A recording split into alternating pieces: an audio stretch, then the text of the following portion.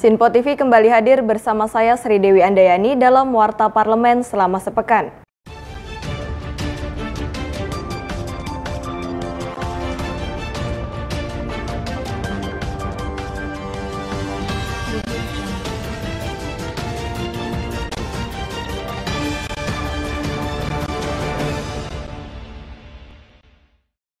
Ketua DPR RI Puan Maharani mengapresiasi tingkat vaksinasi Indonesia yang saat ini berada di peringkat ke-7 negara-negara dunia. Menurutnya dengan gotong royong yang optimal dari seluruh elemen masyarakat, ranking vaksinasi Indonesia tahun depan bisa meningkat lagi. Ketua DPR RI Puan Maharani mengapresiasi tingkat vaksinasi Indonesia yang saat ini berada di peringkat ke-7 negara-negara dunia. Menurutnya, dengan gotong royong yang optimal dari seluruh elemen masyarakat, ranking vaksinasi Indonesia tahun depan bisa meningkat lagi. Dalam acara kunjungan ke sentra vaksinasi yang diselenggarakan oleh Himpunan Pengusaha Muda Indonesia HIPMI dan Maming 69 Group di Pasar Ikan Modern Muara Baru, Jakarta Utara, Puan Maharani ditemani oleh Wakil Ketua Komisi 9 DPR RI, Charles Horonis, anggota Komisi 6 DPR RI, Mufti Aimah Nurul Anam, dan Ketua Umum BPP HIPMI, Mardani Maming. Puan mengungkapkan, DPR bersama pemerintah akan terus berkoordinasi untuk menjaga ketersediaan vaksin di dalam negeri, sehingga mempercepat proses vaksinasi yang sedang berjalan. Puan mengatakan, peran masyarakat sangat diperlukan ketika vaksin dalam jumlah besar masuk ke Indonesia, baik di pemerintah pusat maupun di daerah. Insya Allah tidak akan ada masalah sampai bulan Desember itu akan ada banyak vaksin yang datang ke Indonesia. Hanya itu nggak mungkin hanya dikerjakan oleh pemerintah pusat, nggak mungkin hanya dikerjakan oleh pemerintah daerah, karena vaksin juga ada batas kadaluarsanya, jadi harus segera didistribusikan, disuntikan, dan tentu saja bagaimana cara menyimpannya, bagaimana cara memakainya itu penting banget. Jadi nggak bisa datang ya langsung diemin aja. Makanya semua elemen bangsa itu harus bisa bergotong royong untuk melaksanakan hal tersebut. Sehingga insya Allah tahun 2022 itu Indonesia bisa menjadi salah satu negara yang memang sudah melakukan vaksinasi mendekati negara-negara besar yang lainnya. Saat ini dari laporan yang saya terima bahwa Indonesia itu alhamdulillah dengan segala dinamika masalahnya, kita itu merupakan negara ke-7 di dunia yang sudah melakukan vaksinasi kepada rakyatnya. Dari Jakarta, tim Sinpo TV melaporkan. Kebocoran data pada aplikasi e-hack milik Kementerian Kesehatan membuat Kepala Pusat Data dan Informasi Kemenkes Anas Ma'ruf meminta masyarakat untuk menghapus aplikasi tersebut.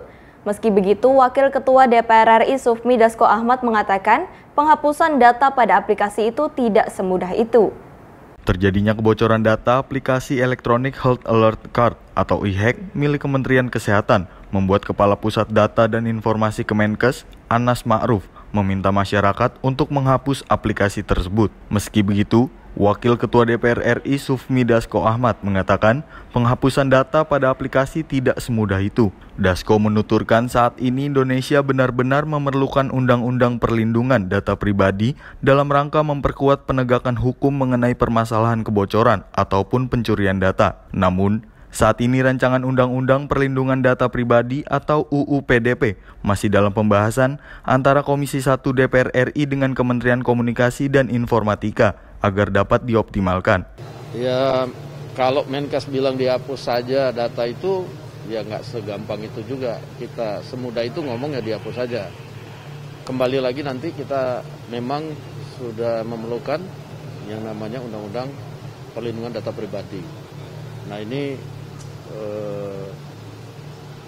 masih dibahas dan masih terjadi komunikasi yang intens antara Komisi 1 dengan Kominfo dalam rangka merealisasikan Undang-Undang Perlindungan Data Pribadi atau PDP.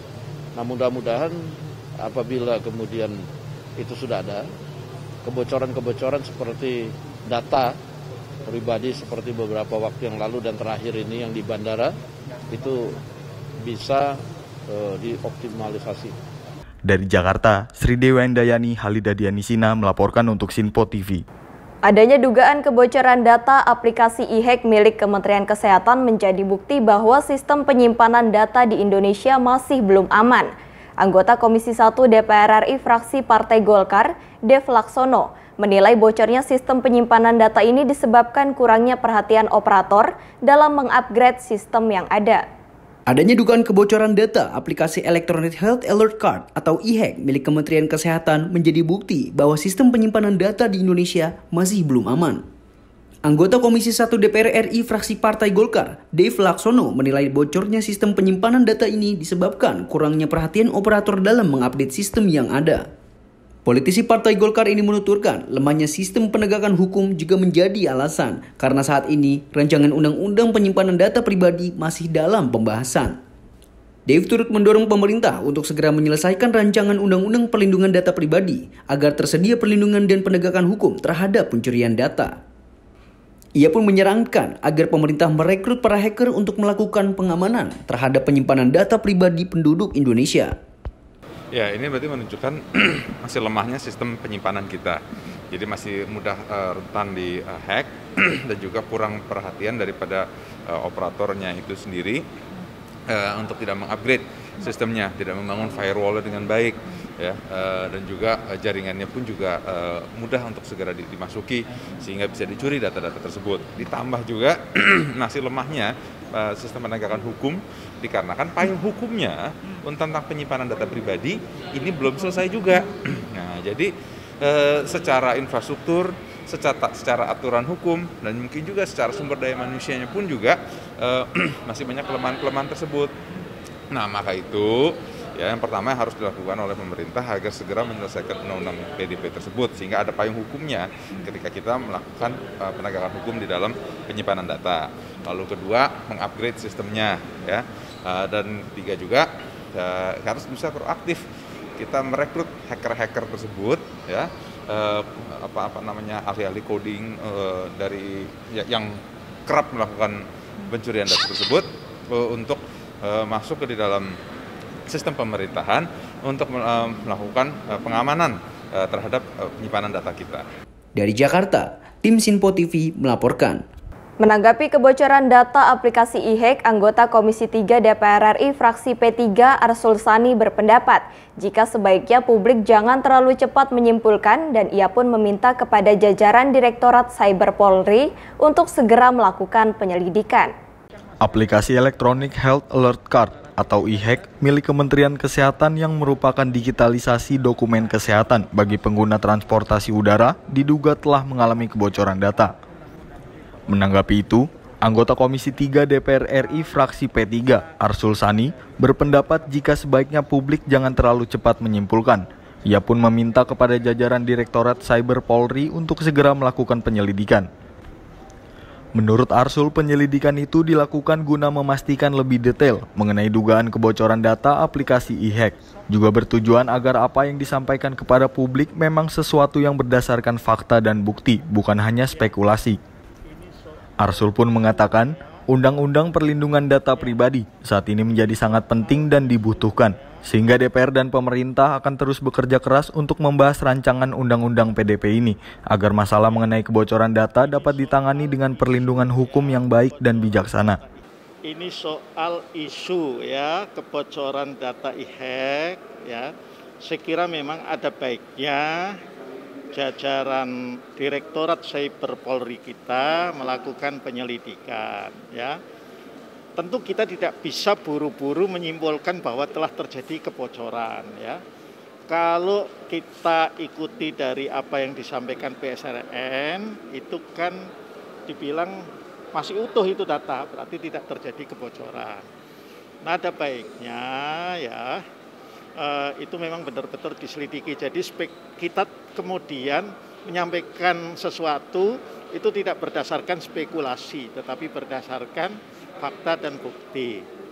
Nah, terlepas dari soal kasus itu, hemat saya memang Undang-Undang PDP perlindungan data pribadi itu menjadi memang sangat penting untuk bisa diselesaikan. Di sisi lain, anggota Komisi 9 DPR RI, Saleh Partaunan Daulay mengatakan, DPR akan mendorong pemerintah untuk terus melakukan perbaikan sistem yang ada saat ini. Dikarenakan dalam situasi pandemi COVID-19, Indonesia akan semakin membutuhkan teknologi dalam kehidupan sehari-hari. Meskipun Kemenkes mengatakan bahwa data pada aplikasi e-hack dikerjakan oleh pihak ketiga, Komisi 9 tetap meminta pemerintah untuk bertanggung jawab atas kebocoran data yang terjadi. Kita mendorong kepada pemerintah untuk memperbaiki sistem yang ada ini sekarang ini. Karena semakin lama kita berhadapan dengan COVID ini, maka semakin banyak kebutuhan kita terhadap teknologi seperti ini. Jadi karena itu ini tidak boleh bocor dan mestinya semua apa yang ada di dalam e-hack itu hanya bisa dievaluasi secara internal oleh Kementerian Kesehatan. Nah, karena itu sekarang kita berharap ada penyempurnaan sistem yang hampir sama dengan ini, tetapi yang lebih aman, ya, lebih terjaga dan tidak bocor datanya ke masyarakat luas. Sebetulnya kemarin pada saat rapat dengan Kementerian Kesehatan, ini pertanyaan sudah disampaikan kepada Kementerian Kesehatan. Jawaban yang disampaikan pada kita bahwa memang e-hack ini dikerjakan oleh pihak ketiga, artinya tidak langsung dikontrol di bawah Kementerian Kesehatan. Tapi meskipun demikian kita tetap meminta tanggung jawab pemerintah. Kenapa? Karena orang mau ikut memasang e-hack itu justru karena ada aturan yang dikeluarkan oleh pemerintah. Dari Jakarta, Sri Dewi Andayani, Satria Ahmad melaporkan untuk Sinpo TV. Kebocoran data yang dialami BRI Life dan BPJS Kesehatan membuat anggota Komisi 1 DPR RI Muhammad Farhan memberikan tanggapan. Ia menjelaskan mengenai Undang-Undang Informasi dan Transaksi Elektronik atau UU ITE tidak bisa dijadikan dasar hukum untuk tuntutan BRI dan BPJS Kesehatan.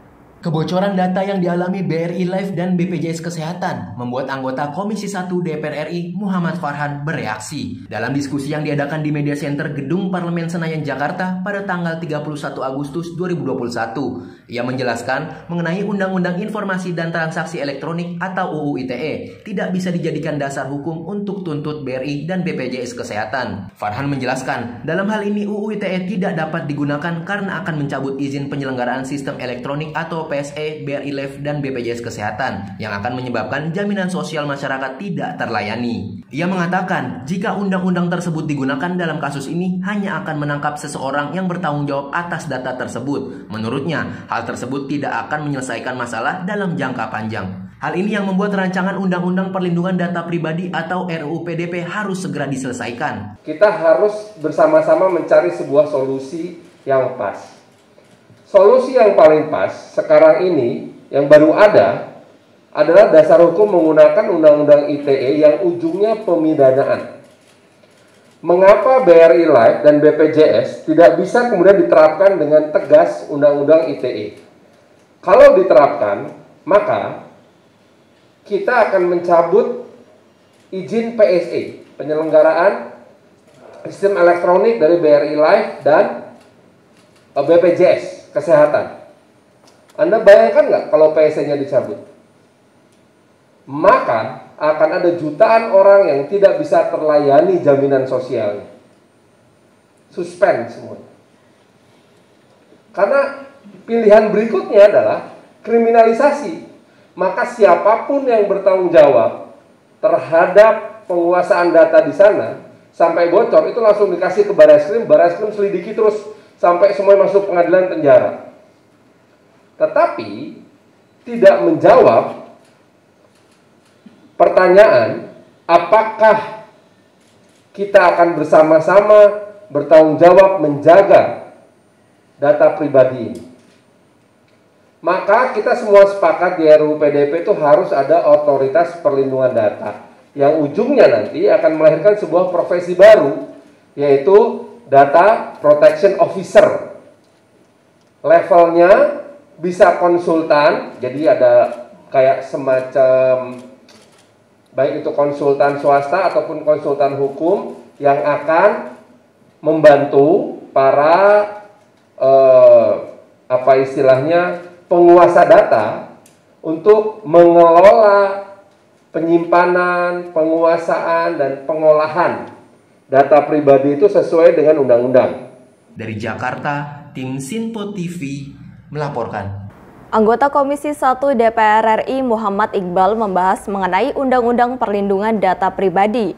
Ia menyebut beberapa kasus yang terjadi di Indonesia membuat khawatir publik.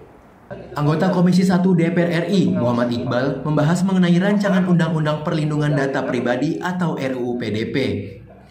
Dalam diskusi yang diadakan di Media Center Gedung Nusantara 3 Senayan, Jakarta pada tanggal 31 Agustus 2021, Iqbal mengungkapkan bahwa dirinya khawatir mengenai sistem keamanan data pribadi di Indonesia. Ia menyebut beberapa kasus yang terjadi di Indonesia beberapa tahun terakhir, salah satunya kebocoran data BRI Live yang kehilangan sebanyak 2 juta data pribadi nasabahnya yang dikabarkan akan diperjualbelikan oleh peretas. Iqbal secara tegas mengatakan Indonesia saat ini mengalami krisis perlindungan data pribadi dikarenakan penyimpanan data di Indonesia dinilai cukup lemah. Ia juga menjelaskan betapa berbahayanya jika data seseorang berhasil diretas. Data tersebut bisa saja disalahgunakan, contohnya dapat diperjualbelikan. Iqbal menekankan Kementerian Komunikasi dan Informatika untuk melakukan penguatan terhadap penyimpanan data perusahaan di Indonesia, baik swasta maupun lembaga pemerintah.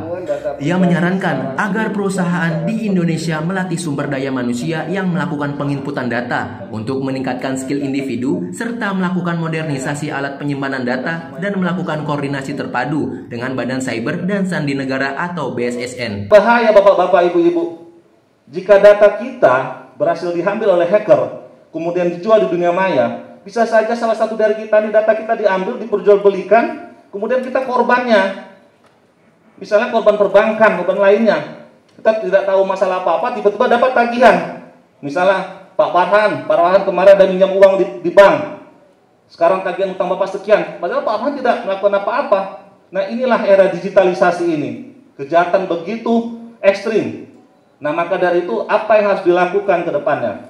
Ini Pak Henry mewakili dari Kominfo. Saya mendorong Pak, agar Kominfo itu yang pertama melakukan penguatan penyimpanan data terhadap perusahaan-perusahaan yang ada di Indonesia, baik perusahaan swasta, perusahaan pemerintah, ataupun lembaga-lembaga lainnya. Caranya yang pertama, mendorong agar perusahaan itu melatih karyawannya, meningkatkan skillnya, terutama terkait karyawan yang melakukan penginputan data dan penyimpanan data. Itu penting. Kalau SDM-nya tidak mumpuni, itu gampang hacker mencuri. Kemudian yang kedua, selain SDM, tentu alat pendukungnya, alat penyimpanan datanya, device-nya, itu harus yang sesuai dengan era modernisasi saat ini. Jika skillnya bagus, tidak didukung alat, ya sama saja.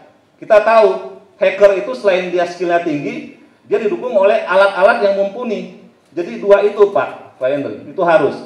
Kemudian, ke depannya, saya menginginkan adanya koordinasi yang terpadu antara Kominfo sebagai leading sektor dengan BSSN, Badan Cyber Sandi Nasional, dan Polri. Dari Jakarta, Andi Rezaldi, Halida Dianisina melaporkan untuk Sinpo TV. Menanggapi soal rencana pengadaan multivitamin di lingkungan DPR RI, Sekretaris Jenderal DPR Indra Iskandar menjelaskan bahwa rencana itu telah dibatalkan. Ia menjelaskan pengadaan multivitamin tersebut tidak diperuntukkan bagi anggota Dewan saja, akan tetapi untuk semua karyawan yang bekerja di lingkungan DPR RI. Menanggapi soal rencana pengadaan multivitamin di lingkungan DPR RI, Sekretaris Jenderal DPR RI, Indra Iskandar, menjelaskan bahwa rencana itu telah dibatalkan. Menurut penuturannya, pengadaan multivitamin tersebut tidak diperuntukkan bagi anggota Dewan. Akan tetapi untuk karyawan yang bekerja di lingkungan DPR RI yang terdiri dari PNS, PPN ASN, PAMDAL, tenaga ahli, dan staf administrasi anggota. Diketahui, DPR RI melakukan rencana pengadaan multivitamin senilai 2 miliar rupiah dari APBN tahun 2021 ini. Paket multivitamin tersebut rencana akan diberikan sebanyak 7.856 paket. Paket tersebut diberikan untuk mengantisipasi penyebaran COVID di lingkungan DPR RI. Terima kasih teman-teman. Jadi kemarin sore sampai pagi ini banyak sekali pertanyaan-pertanyaan ke saya berkaitan soal vitamin, pengadaan vitamin kami gitu ya. Jadi mungkin kalau saya jawab satu persatu, saya mencatat ada lebih dari 35 media kan WA saya gitu ya. Saya kira mungkin supaya nanti semua sama, saya sampaikan aja di media center ini ya, biar clear dan mudah-mudahan tuntas gitu ya. Jadi kami memang melakukan pelelangan untuk pengadaan vitamin. Pagu anggarannya itu sekitar 2 miliar 09 juta pagu anggarannya. Dan dengan menggunakan lelang cepat didapat pemenang dengan angka 1 miliar 733 juta pemenang lelangnya. Dan setelah mendengar masukan publik, terutama keinginan dari teman-teman wartawan di DPR, tadi pagi jam 10 saya putuskan untuk dibatalkan pengadaannya. Jadi pengadaan ini mungkin untuk masukan kita semua, itu multivitamin untuk pegawai di lingkungan Sekretariat Jenderal ya, terdiri atas ASN 1.308 orang, kemudian untuk Pamdal 1.486,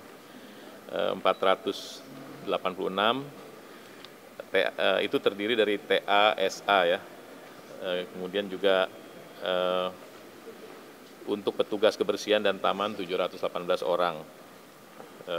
Yang TSA tadi jumlahnya 4.344 orang. Jadi jumlah keseluruhan paket yang rencananya diadakan itu sebesar 7.856 paket. Nah, paket-paket ini berbentuk vitamin yang akan kita sampaikan memang untuk dalam rencananya di bulan Juli lalu untuk mengantisipasi penyebaran COVID di lingkungan DPR. Jadi sama sekali tidak ada kaitannya dengan anggota DPR, karena anggota DPR sudah di-cover oleh asuransi. Dari Jakarta, Jose Andreas, Halida Dianisina melaporkan untuk Sinpo TV. Komisi 1 DPR RI menggelar rapat kerja dengan Kemenhan guna membahas rancangan Undang-Undang APBN tahun anggaran 2022. Rapat dibuka oleh Ketua Komisi 1 Mutia Hafid dan turut pula dihadiri oleh Wakil Menteri Pertahanan Muhammad Herindra, Panglima TNI Marsikal Hadi Cahyanto, Kasat Jenderal Andika Perkasa, Kasal Laksamana Yudo Margono, Wakil Kasau Marsdia Fahru Zaini Isnanto, dan Sekjen Kemenhan Marsdia Doni Ermawan Taufanto. Komisi 1 DPR RI menggelar rapat kerja dengan Kemenhan guna membahas RUU APBN tahun anggaran 2022. Rapat dibuka oleh Ketua Komisi 1 Mutia Hafid dan turut pula dihadiri oleh Wakil Menteri Pertahanan Muhammad Herindra, Panglima TNI Marsikal Hadi Cahyanto, Kepala Staf Angkatan Darat Jenderal Andika Perkasa, Kepala Staf Angkatan Laut Laksamana Yudo Margono, Wakil Kepala Staf Angkatan Udara Marsikal Madya Fahru Zaini Isnanto, dan Sekjen Kemenhan Marsikal Madya Doni Ermawan Taufanto. Ketua Komisi 1 Mutia Hafid membuka rapat kerja dengan Menhan dan Panglima TNI. Rapat kerja ini digelar secara tertutup.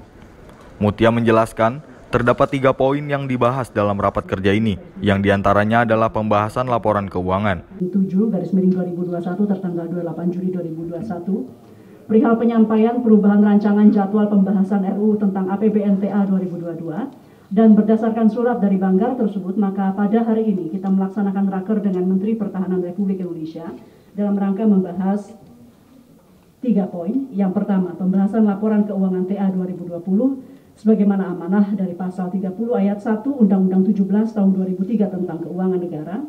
Yang kedua, pembahasan RKAKL TA 2022 yang merupakan amanah pasal 15 Undang-Undang Nomor 17 tahun 2003 tentang keuangan negara, pasal 98 Undang-Undang Nomor 13 tahun 2013 tentang MD3, dan pasal 59 Peraturan DPR RI Nomor 1 tahun 2020 tentang tata tertib. Yang ketiga, pembahasan terkait program prioritas nasional dan KL yang merupakan bagian dari fungsi anggaran, bahwa DPR memiliki tugas membahas program prioritas anggaran, program prioritas nasional dan KL dalam RAPBN TA 2022 dikaitkan dengan permasalahan pandemi COVID-19, situasi nasional, dan juga perkembangan dunia internasional. Rapat tadi belum kami buka, Bapak Ibu dari meja pimpinan kami minta kesepakatan rapat ini dapat dibuka dengan sifat terbuka atau tertutup? Tertutup, baik. Pak Wamenhan setuju? Baik, rapat kita buka dan sifatnya tertutup.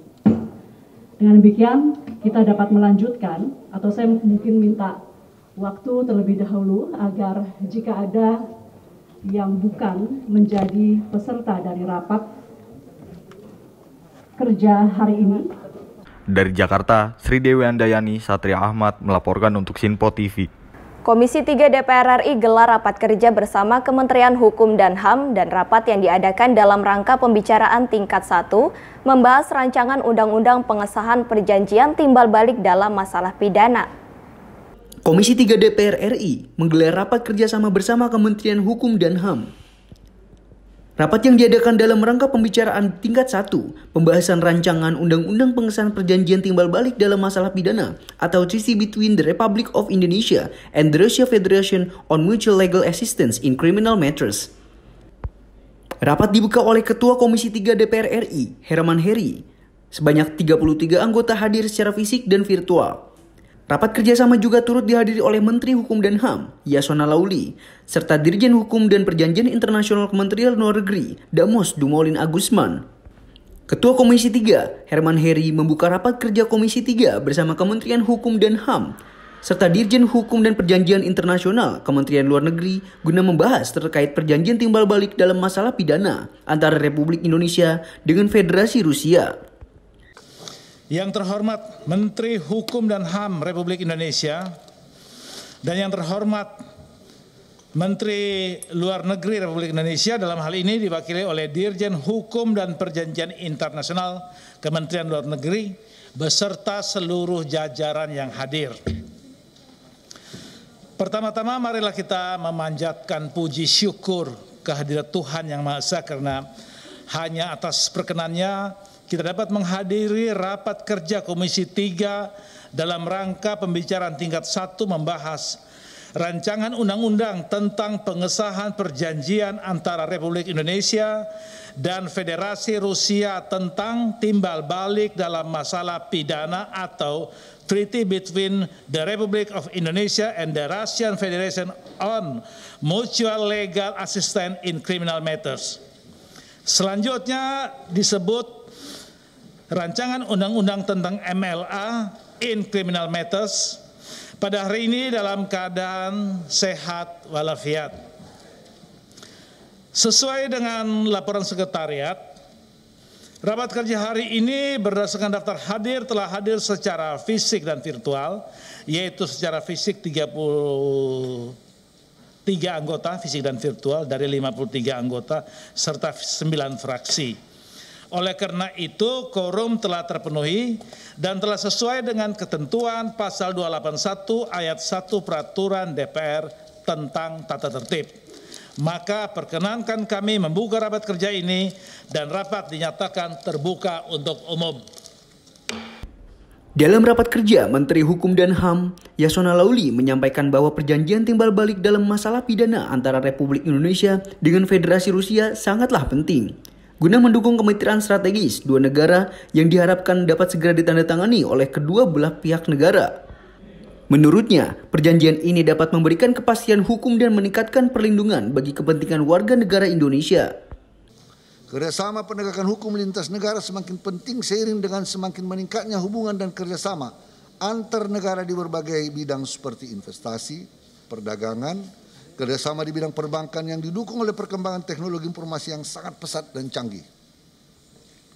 Kerjasama penegakan hukum tersebut diharapkan dapat memberikan kepastian hukum dan meningkatkan perlindungan terhadap para investor dan pelaku usaha baik oleh asing di Indonesia maupun pelaku usaha di luar negeri.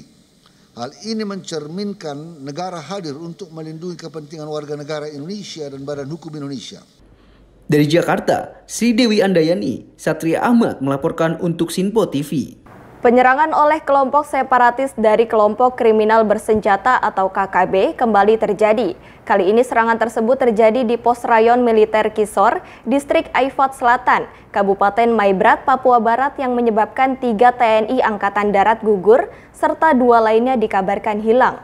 Penyerangan oleh kelompok separatis dari kelompok kriminal bersenjata KKB kembali terjadi. Kali ini serangan tersebut terjadi di pos rayon militer Pos Ramil Kisor, Distrik Aifat Selatan, Kabupaten Maibrat, Papua Barat, yang menyebabkan 3 TNI Angkatan Darat gugur, serta 2 lainnya dikabarkan hilang. Mendengar itu, sejumlah anggota DPR pun turut menyampaikan bela sungkawa dan berharap pelaku dapat segera ditindak tegas agar tidak terulang kejadian yang sama. Anggota Komisi 1 DPR RI, Dev Laksono mengimbau pemerintah untuk serius dalam menyikapi tindakan para teroris yang meresahkan di Papua, mengingat sebentar lagi Indonesia akan menyelenggarakan Pekan Olahraga Nasional atau PON 2021 di Papua. Ya, kita turut prihatin apa yang terjadi dan kita menyampaikan bela sungkawa yang amat mendalam bagi keluarga dan juga pada seluruh jajaran TNI AD atas meninggalnya 3 personil mereka. Ya, kita kemarin itu juga sempat kita bahas tentang kesiapan PON di sana. Ini membuktikan bahwa pergerakan separatis ataupun juga bisa masuk sudah dalam kegiatan teroris itu masih berlangsung di Papua, dan kita minta agar pemerintah ini lebih serius lagi menanggapinya dan menyikapinya agar semua mereka yang terlibat itu dapat dibawa ke ranah hukum dan semua pemikiran-pemikiran ekstremis dan separatis ini dapat hilang dari bumi pertiwi. Hal serupa pun disampaikan oleh anggota Komisi 1 DPR RI fraksi P3, Saifullah Tamliha. Dirinya mengklaim bahwa KKB bukanlah kelompok separatis, melainkan kumpulan teroris. Sehingga ia pun turut meminta pemerintah harus tegas dalam melakukan penindakan dengan menelusuri para pelaku penyerangan terhadap TNI yang sedang menjalankan tugasnya itu. Ya, itu kan semestinya kita sudah mengkategorikan KKB itu adalah teroris, bukan separatis ya. Karena dia melakukan aksi-aksi teror termasuk kepada masyarakat yang ada di Papua. Nah, oleh karena itu pemerintah harus tegas untuk menindak para KKB itu sebagai lembaga teroris. Tegasnya seperti apa, Pak? Kalau pemerintah kan beralasan kita melakukannya ya dicari. Dicari. Maka itu kenapa TNI itu dilibatkan di dalam tindak pidana terorisme, sebab polisi kan tidak memiliki keahlian di bidang kombatannya, dan hanya TNI yang bisa melakukan kombatan. Mereka masuk dalam hutan, nah itu wilayahnya tempur TNI kita. Dari Jakarta, Sri Dewi Andayani, Satria Ahmad melaporkan untuk Sinpo TV. Demikian Parlemen Sepekan kali ini. Tetap saksikan berita terkini di Sinpo TV, Sinpo ID, dan media sosial Sinpo lainnya. Saya Sri Dewi Andayani dan kru yang bertugas pamit undur diri. Selamat berakhir pekan dan sampai jumpa.